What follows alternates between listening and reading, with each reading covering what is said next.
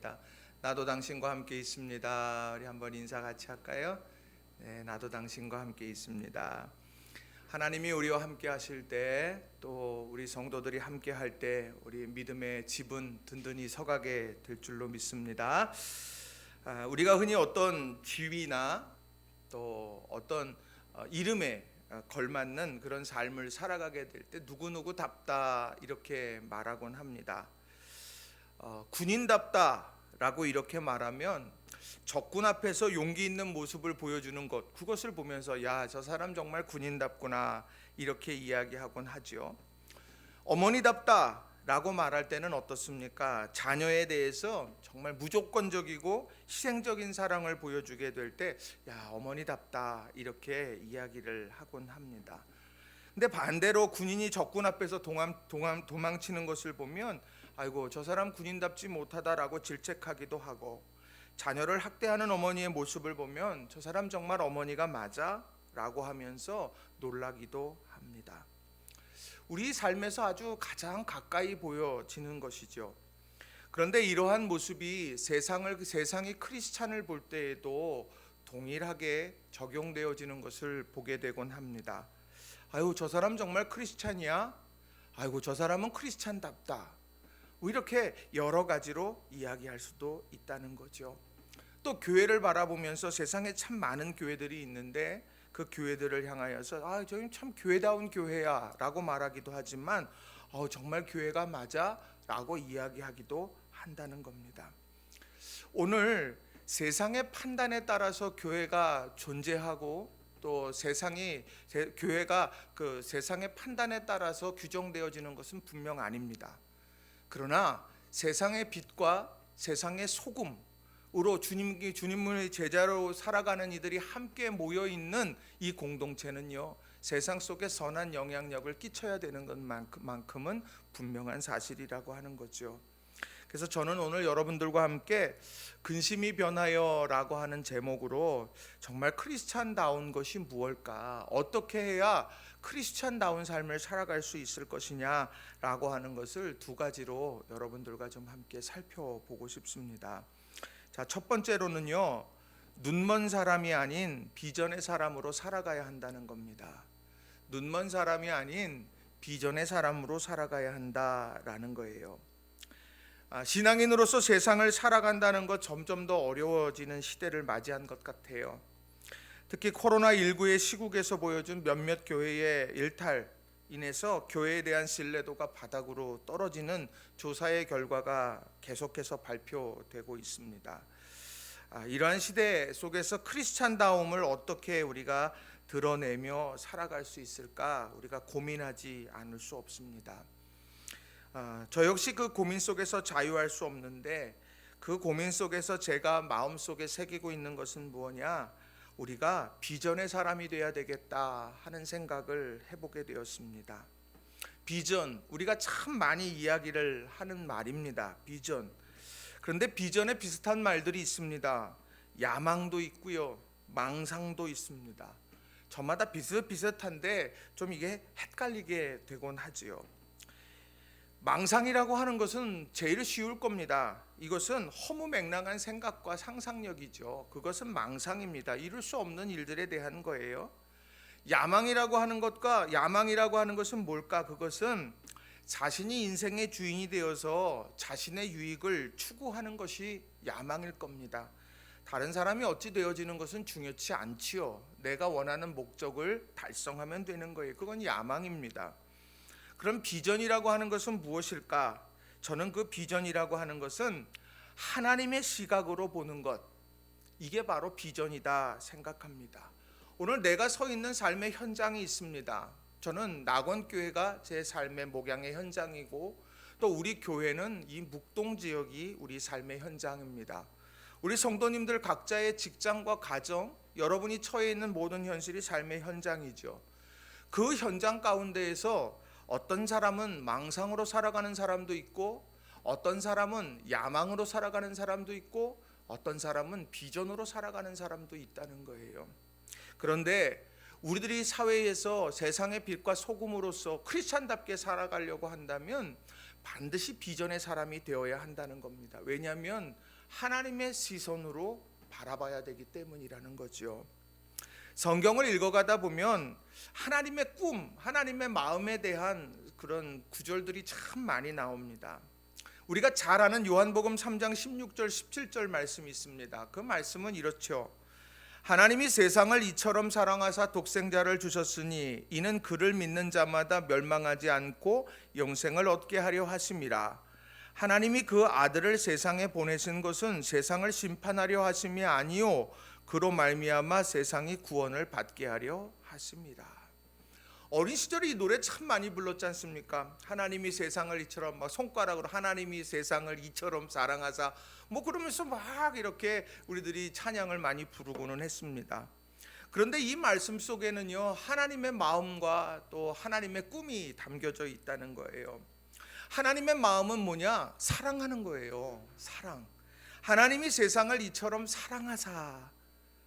세상이 하나님의 마음을 아프게 했지만 하나님은 그 세상을 사랑하셨어요. 그런데 그 세상을 사랑하셔서 무엇까지 했냐? 독생자까지도 아낌없이 내어주셨습니다. 그러면서 하나님이 꿈꾸는 꿈이 있었습니다. 그게 뭐냐? 16절에 영생을 얻게 하려 하심이라, 17절에 구원을 받게 하려 하심이라. 바로 세상이 하나님 앞으로 나아오기를 하나님께서는 원하셨다는 거예요.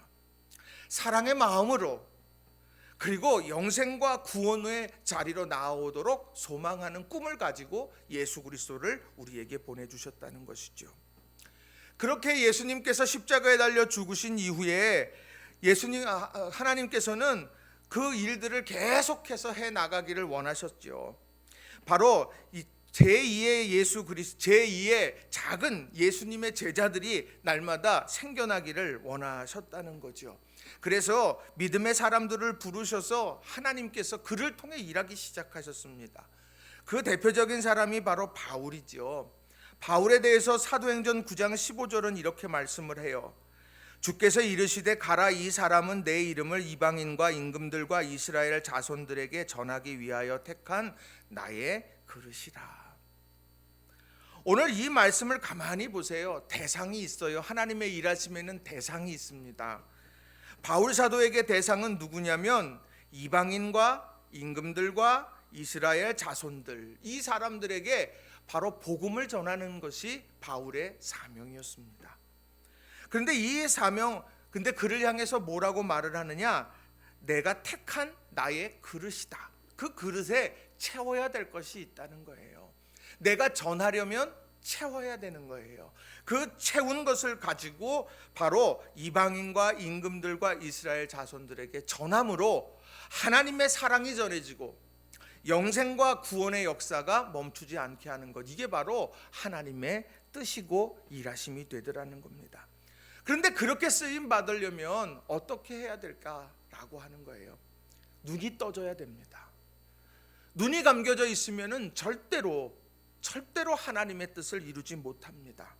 오늘 이 바울이 눈이 떠지는 감격적인 이야기가 사도행전 9장에 쭉 나옵니다. 이 사도행전 9장은요, 이 바울 사도가 평생의 복음을 전하는 곳곳마다 고백했던 간증이에요. 내가 주님을 만났어. 그리고 내가 눈이 떠졌어. 그리고 내가 복음을 증거했어. 이게 바로 오늘 바울 사도의 간증인데, 그 대표적으로 눈이 떠지는 것, 그게 9장 17절부터 20절에 기록이 되어져 있습니다. 자, 사도행전 9장 17절부터 20절 말씀을 제가 좀 읽어드릴게요. 아나니아가 떠나 그 집에 들어가서 그에게 안수하여 이르되, 형제 사울아, 주 곧 내가 오는 길에서 나타나셨던 예수께서 나를 보내어 너로 다시 보게 하시고 성령으로 충만하게 하신다 하니, 즉시 사울의 눈에서 비늘 같은 것이 벗어져 다시 보게 된지라. 일어나 세례를 받고 음식을 먹음에 강건하여지니라. 사울이 다메섹에 있는 제자들과 함께 며칠 있을새 즉시로 각 회당에서 예수가 하나님의 아들이심을 전파하니. 눈이 어떻게 떠졌습니까? 다메섹 도상에서 바울 사도를 만나 주신 것은요, 주님의 사랑이에요. 먼저 다가오신 거예요. 그에게 다가오셔서 만나 주셨습니다. 그 만나 주신 것을 토대로 그가 눈이 가리워졌는데 이 아나니아를 보내서 그의 눈에 비늘 같은 것이 벗겨지게 하셨습니다. 그 벗겨진 다음에 그가 했던 것이 무엇이냐면 오늘 20절에 나오는 것처럼 즉시로 각 회당에서 예수가 하나님의 아들이심을 전파했다, 이렇게 말하는 거예요. 내가 눈이 열어지고 나니까 내가 전해야 될 게 뭔가가 바로 안 거예요. 내가 지금 열심히 살았어요. 바울 사도처럼 열심히 산 사람이 없어요. 바울 사도는요, 자기가 이것이 확실하다, 이것이 정말 진리다 생각되는 거면 모든 것을 걸었던 사람입니다. 하물며 다메섹까지 가서 믿음의 사람들 잡아오려고 한 사람 아닙니까? 그렇게 열심을 다해서 살아왔던 열정의 사람이에요. 근데 중요한 건 그 열정 속에 하나님의 시선이 없었던 거예요. 내가 열심히 말을 타고 달려갔지만, 내가 열심히 크리스찬들의 문을 내가 두드리면서 잔멸하려고 애쓰고 잡아오고 내가 그런 일들에 최선을 다했지만 그건 하나님의 시선이 없는 자신의 열정이요, 자신의 생각이었다는 거예요. 바로 그랬는데 주님께서 찾아와서 만나주셨어요. 내가 핍박하는 예수다, 만나주셨어요. 그 만나갖고 말에서 떨어지고 자기가 생각하지 못했던, 자기가 원했던 것 하지 못하고 주저앉았어요. 그렇지만 오늘 아나니아를 만났어요. 아나니아를 만나서 그의 눈에 비늘 같은 것이 벗겨지니까, 정말 내가 열심을 내야 되는 것은 이거였구나. 내가 저 사람들에게 필요한 거는 예수가 하나님의 아들입니다 라는 이 복음의 진리였구나. 그것을 깨달아 알게 되면서 바로 자기들이 잡으려고 했던 사람들 앞에서 그 사람들이 전하고 있는 예수를 증언하기 시작했다는 거예요. 오늘 우리 한번 돌아봐야 됩니다. 우리 열심히 살아요. 우리 얼마나 열심히 삽니까? 정말 최선의 노력을 향해 달려가지 않습니까? 근데 중요한 건 점검 한번 해봐야 되는 겁니다. 그 인생의 열정의 여정 가운데 하나님의 시선이 내게 있느냐는 거예요. 열심히 공부합니다. 근데 그 열심히 공부하는 가운데 하나님의 시선, 그거가 내게 있는지 돌아봐야 돼. 열심히 돈을 벌어요. 그런데 내가 그 안에 하나님의 시선이 있느냐라고 하는 것, 이것을 점검해야 된다는 거예요. 이 하나님의 시선이 있는 사람이 바로 비전의 사람이라는 겁니다. 바라기는 우리 모든 성도님들이 이 비전의 사람들이 다 되시길 주님의 이름으로 축원합니다. 삶의 현장을 바라볼 때 하나님의 시선이 어떨까? 이것을 우리 모두가 다시 한번 마음에 새기고 찾고 구하는 오늘 이 한 주간이 되시기를 주님의 이름으로 부탁을 드립니다. 오늘 본문은 그래서 그런 의미예요. 오늘 본문은요, 예수님께서 예루살렘에 입성하신 다음에 제자들을 불러놓고 하신 말씀인데 뭐라고 말을 합니까? 자, 요한복음 16장 20절 말씀에 이렇게 기록을 해요. 내가 진실로 진실로 너희에게 이르노니 너희는 곡하고 애통하겠으나 세상은 기뻐하리라. 너희는 근심하겠으나 너희 근심이 도리어 기쁨이 되리라. 제자들에게 곡하고 애통하는 일이 있다고 말합니다. 이게 뭘까요? 세상은 기뻐하는 일이 있을 거라고 말합니다. 이게 십자가 사건인 거예요. 십자가에 예수 그리스도를 달아서 죽이게 되어졌을 때 세상은 기뻐했습니다. 자신들의 것을 지켜낼 수 있었으니까. 그런데 제자들은 또 반대로 곡하고 슬퍼하고 애통했습니다. 왜요? 주님께서 죽으셨으니까. 그러니까 그런 곡하고 애통하는 그런 상황, 세상에 기뻐하는 상황, 그런 상황들이 있었다는 거예요. 앞으로 그걸 볼 거라는 이야기죠. 그런데 중요한 것은 그게 끝이 아니라 어떻게 말씀합니까? 너희는 근심하겠으나 너희 근심이 도리어 기쁨이 되리라. 너희들이 지금 그 예수님의 십자가의 죽음 앞에서 근심하고 곡하고 애통하고 있는 그 모습이 도리어 기쁨으로 변화되어지는 것을 보게 될 거다.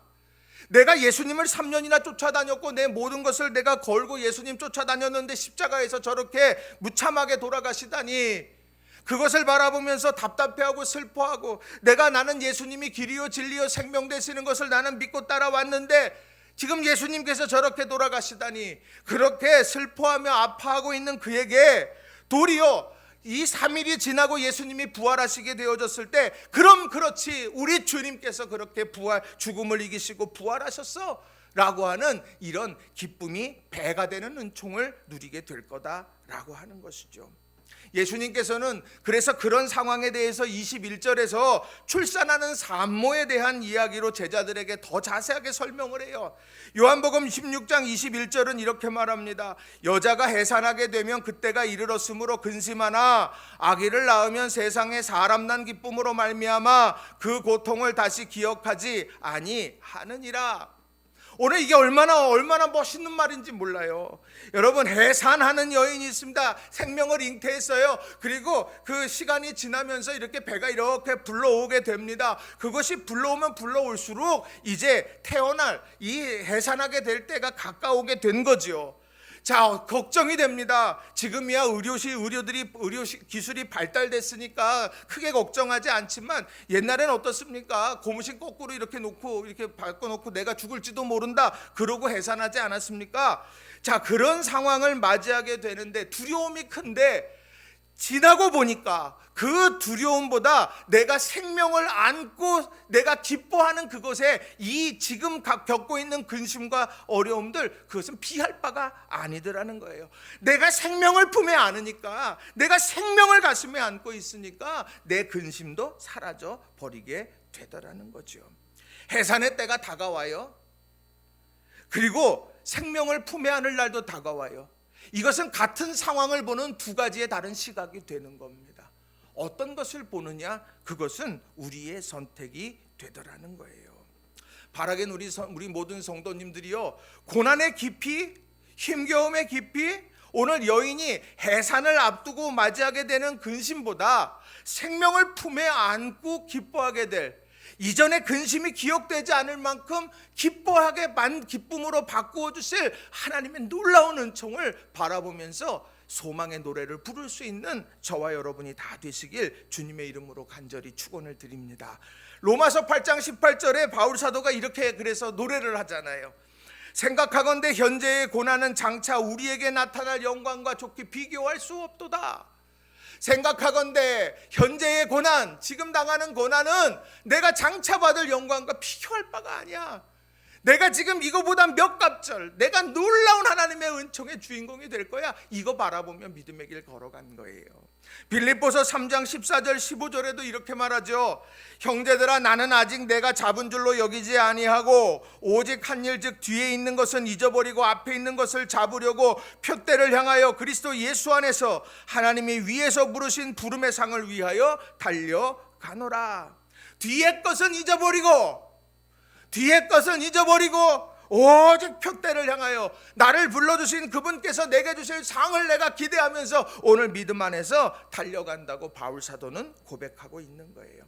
현재의 고난, 여러분 장차 우리에게 주실 영광과 비교할 수 없음을 믿음으로 고백하며 이 한 주간 살아가시기를 바랍니다. 그래서 우리가 정말 주님께서 주시는 은혜, 내 눈먼 자가 아니라 이 비전을 바라보면서 하나님이 보기를 원하시는 것이 무엇일까? 하나님이 내 삶의 현장에서 하나님이 어떻게 일하시는 것, 그걸 내가 내 눈을 열어 볼 수 있는 그런 우리 모든 성도님들의 한 주간의 삶이 되시길 주님의 이름으로 간절히 축원합니다. 그래서 여러분들에게 부탁드리고 싶은 건 주어를 바꾸셔야 돼요. 하나님이 인생의 주어가 되게 한번 해보세요. 이번 한 주간 여러분 시험해 보세요. 내가 생각할 때는이 아니라 하나님이 생각했을 때, 내가 볼 때는이 아니라 하나님이 보실 때, 우리들이 그것을 우리가 의식적으로 믿음 안에서 그렇게 살아가실 수 있는 우리 성도님들이 다 되시기 바랍니다. 두 번째로는요, 우리에게는 그 누구도 빼앗을 수 없는 기쁨이 있음을 기억해야 한다는 거예요. 우리에게는 그 누구도 빼앗을 수 없는 기쁨이 있다. 우린 이것을 가슴에 새겨야 되는 겁니다. 앗아갈 수 없어요, 내 마음의 기쁨을. 여러분은 살면서 제일 기쁠 때가 언제입니까?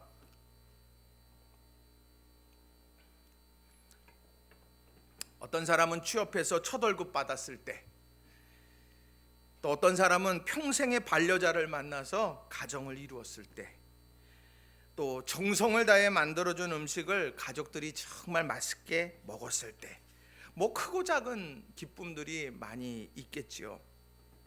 그런데요, 오늘 우리가 비전의 사람으로 또 근심이 변하여서 기쁨으로 우리가 그렇게 살아가는 제자들은요, 그 빼앗길 수 없는 기쁨을 갖게 되는데, 그 기쁨은 누구로부터 오는 기쁨이냐? 예수님으로부터 오는 기쁨이 되더라는 거예요. 자, 요한복음 16장 22절 말씀 보시면 이렇게 기록을 하죠. 자, 지금은 너희가 근심하나 내가 다시 너희를 보리니 너희 마음이 기쁠 것이요 너희 기쁨을 빼앗을 자가 없으리라. 지금은 너희가 근심하나, 지금 상황이에요. 그리고 내가 너희 마음이 기쁠 것이요, 이게 앞으로 일어날 일이에요. 그런데 그렇게 되어지는 중요한 이유가 뭐냐? 내가 다시 너희를 보리니. 예수님을 지금 십자가에서 예수님이 죽으셨어요. 십자가에서 우리의 죄를 대신해서 죽임 당하셨습니다. 근데 그 주님께서 사흘 만에 부활하셔서 부활하신 주님을 만났어요. 그 만남이 세상의 그 어떤 것으로도 설명할 수 없는 기쁨이 되더라는 거예요. 누구에게요? 제자들에게. 예수님이 함께 하셨을 때에 얼마나 기뻤을까? 제자들은요 이미 다 경험을 했죠. 가나의 혼인잔치에서 포도주가 떨어졌을 때 예수님께서 물을 항아리에 가득 채우라고 말했습니다. 그리고 순종하면서 물을 채웠고 그 연회장에게 갖다 주라고 하인들에게 말을 했을 때 갖다 줬더니 칭찬받았습니다. 결혼식에 기쁨이 더했죠. 위기가 변하여서 기쁨이 충만하게 됐다는 거죠. 빈들에서 말씀을 듣고 있던 기진해버릴 군중들이 있었습니다. 얼마면 되겠느냐? 어떻게 할까? 빌립이 말하죠. 200데나리온이나 필요할 텐데 우리에게는 없습니다. 그러나 오병이어를 가지고 그 많은 사람들을 먹였어요. 주님이 함께 하시니까. 풍랑이는 바다에서 제자들이 힘겹게 노젓는 순간 바다와 풍랑을 잔잔하게 하셨습니다. 이유는 하나입니다. 예수님께서 그 배에 타고 계셨기 때문이라고 하는 거예요. 이미 제자들은요 그런 것을 다 경험했습니다. 그런데 그 주님께서 떠나신 줄 알았어요. 그 주님께서 십자가에 달려 죽으시니까 이제 우리와 상관없는 상황이 되고 단절된 줄 알았어요. 그런데 사흘이 지나고 주님께서 찾아오셨어요. 내 삶의 자리에 두려움으로 내가 문 닫아 걸고 있는 그 자리에 주님이 찾아오셨어요. 그리고 문을 두드리세요. 샬롬, 평안하냐? 그렇게 물으시더라는 거예요. 그게 그에게 있어서는 가장 큰 기쁨이에요.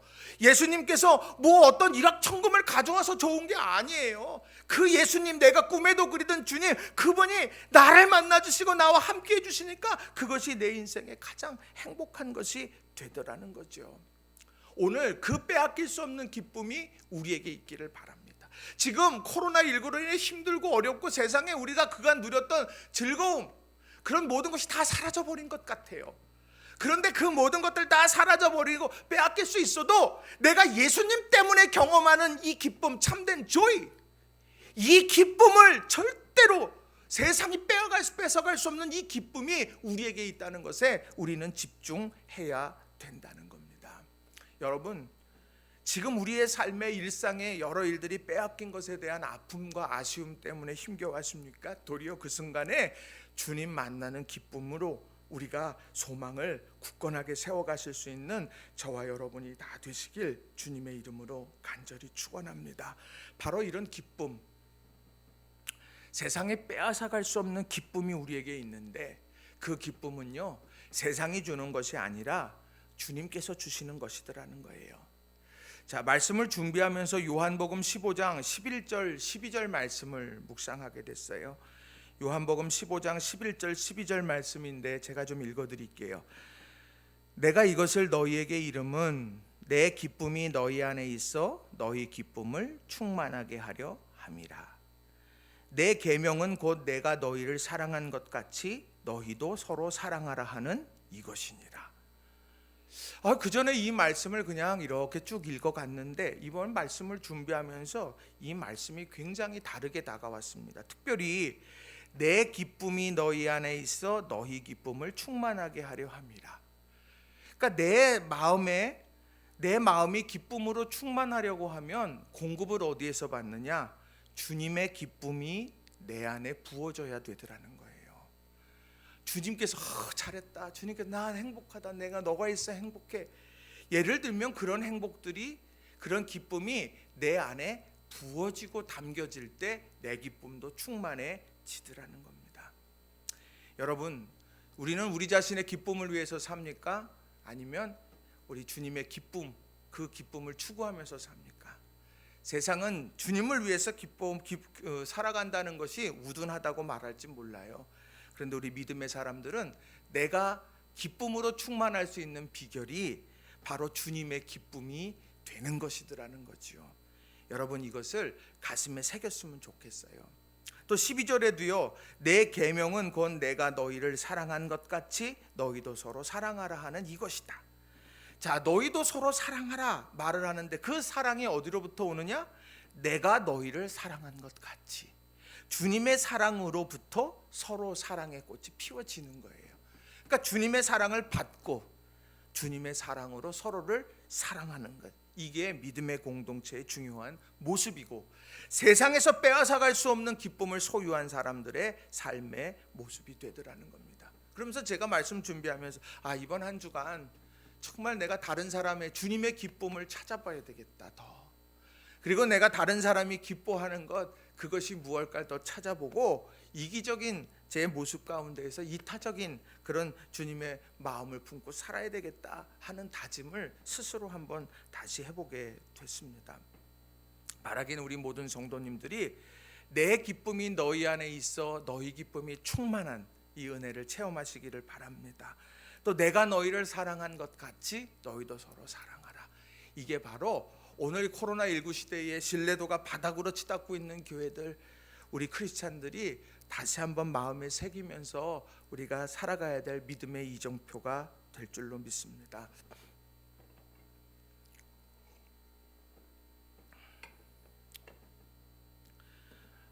우리 성도님들 코로나19로 인해서 참 힘들고 어려운 시간들을 지금 다 보내고 계시지요. 우리 성도님들의 이런 모습을 보면서 이렇게 기도하면서 마음속에 이런 소원이 이제 생겼습니다. 이게 뭐냐면 어떻게든 좀 격려를 해보고 싶다, 이런 생각을 해보게 됐어요. 기도할게요 라고 하는 것 물론 기도하죠. 그런데 기도보다 기도에 우리가 뭔가 마음에 감동을 줄 수 있는 것이 무엇일까 하는 생각을 이제 하게 됐습니다. 그러다가 이 마스크, 우리가 늘 이게 마스크를 놓고 보면 마스크를 꼭 써야 되는데 저희 집 사택이 이제 5층이잖아요. 이제 이렇게 5층에서 아무 생각 없이 슥 하고 내려와요. 차를 타려고 그러면 마스크를 놓고 왔어요. 그러면 순간 고민합니다. 올라가야 될까 말아야 될까. 그렇게 하다가 차라리 약국 가서 사자, 그렇게 해서 이렇게 지나올 때가 종종 있습니다. 아마 뭐 저만의 그런 경험은 아닐 것 같아요. 식당에 가면 이제 밥을 먹어야 되는데 이제 마스크를 벗어야 밥을 먹지 않습니까? 그런데 마스크를 벗게 되는데 어디다가 둬야 될지를 모르겠는 거죠. 테이블에 놓자니 오염될 것 같고 주머니에 놓자니 지저분할 것 같고, 이제 그러다가 이제 그다 놓고 오게 되면 다시 가서 또 그 마스크를 또 가져다가 쓰자니 또 찝찝하기도 하고 막 이렇습니다. 아니 그러다가 이 마스크 스트랩이라고 하는 이거를 사람들이 이렇게 잘 사용을 하더라고요. 그래서 딱 보니까 제가 손재주는 없지만 이거 한번 만들어 보면 좋겠다, 이런 생각이 들었습니다. 그래서 우리 최태순 전도사님하고 제가 이제 상의를 했어요. 이거 어떻게 하면 좋을까요? 우리 한번 만들어 보십시다. 그러면서 이제 막 한참 얘기를 하다가 우리 전사님이랑 얘기하다가 딱 결론이 뭐냐? 그럼 목사님, 우리가 이 성도들을 위로하는 마음으로 우리 교역자들이 선물을 준비해서 한번 드려보십시다. 이제 그렇게 이제 마음이 모았어요. 그래서 소요비용도 분담하고, 그리고 블로그를 보면서 방법도 좀 익히고, 필요한 부자재 기구들도 보면서 이제 장을 보게 됐습니다. 아마 사진이 지금 준비되어져 있을 텐데요. 사진에 보면, 거기에 보면 이제 여러 가지 이제 그 만드는 제작의 과정들이 이렇게 쭉 있습니다. 저기에 보면 제가 지금 안경을 벗고 무언가 열심히 합니다.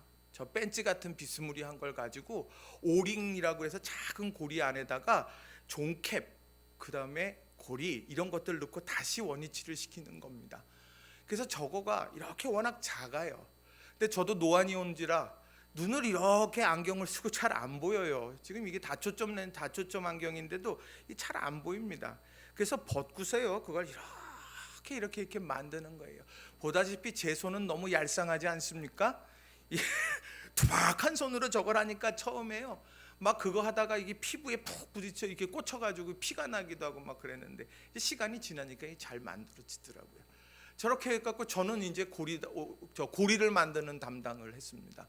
그리고 저기 전도사님이 있죠. 우리 전도사님이 이제 열심히 저거 지금 막 그 치수에 맞춰서 재단하고 이제 막 이렇게 준비를 하는데, 전도사님이 이 라이터에 대한 두려움이 있어요. 그래서 이게 탁 키면은요 막 이게 무서워가지고 이게 어쩔 줄을 몰라 하셨다가 이번에 그게 치유됐어요. 네. 계속 하다 보니까 이제 라이터가 무섭지가 않은 거죠. 그래서 그걸 가지고 순간 접착 때 이렇게 그 캡에다 넣은 다음에 저걸 푹 집어넣어 가지고는 이제 그렇게 해서 하나하나 만들었습니다. 아유, 그러다 보니까 이게 다 만들어 놓고 나니까 이제 또 어떻게 포장을 해야 될까, 또 이쁘게 포장을 하고, 또 색깔이 또 한 색깔로만 드리면은 또 재미없잖아요. 그러니까 세 가지 색깔로 해가지고 만들어 가지고 놓고 스티커도 붙이고, 그러면 또 애들 거랑 헷갈리면 어떡해요? 그러니까 또 저기 애들 건 네모난 걸로 만들어 가지고 놓고서는요 저렇게 해서 제작을 해가지고는 우리 성도들한테 나눠주는. 왜요? 꼭 필요하니까.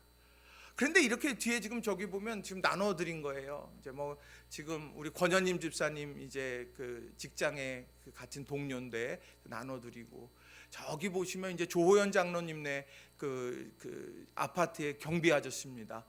저분이 아주 복 있는 분이에요. 우리 전도사님이 나눠주려고 기다리고 있는데 빼꼼히 쳐다보고 있으니까 우리 전도사님이 또 마음이 또 동하셔가지고 내가 좀 드릴게요. 그리고 드려서 저렇게 뿌리 하는 거예요.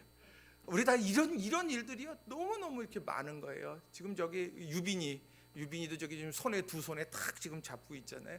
그러니까 이렇게 해가지고 이걸 모두가 나눠주는데 너무너무 기쁘더라고요. 그러다가 제가 이게 문자를 하나 딱 봤습니다. 뭐냐면 어떤 문자냐면, 목사님 이거 내가 살려고 그랬는데 내가 이렇게 목사님 만들어 주셔서 참 감사해요. 이거 걸 때마다 낙원교회를 생각하겠습니다. 이런 문자를 받고 제가 마음에 엄청 감동이 이렇게 확 오는 거예요. 또 한 분은요, 많고 많은 교회 중에 낙원교회 오게 하셔서 인도해 주신 하나님께 감사합니다. 너무너무 좋은 거예요. 또 페북에다가 한 집사님은요, 낙원교회 찐이야. 이분 트로트 좋아하시는 것 같아요. 찐이야 뭐 이렇게 해가지고 막 또 이렇게 글을 남겨주시는 우리 집사님도 이제 계셨습니다. 힘들었어요. 이게 안경 이렇게 벗고 이렇게 하고 하니까 목도 아프고 눈도 아프고 이렇게 하다가 자꾸 이렇게 부딪히고 막 이제 이랬습니다. 그런데요 행복하더라고요. 왜 행복했냐? 성도들이 받고 행복할 걸 생각하니까 너무너무 마음에 좋은 거예요. 그리고 실제로 또 우리 성도들이 그걸 다 이렇게 한 다음에 사진 탁 찍어서 보내주는데 마음속에 너무너무 행복했습니다. 저는 이게 세상이 빼앗을 수 없는 기쁨이 아닐까 생각하는 거예요.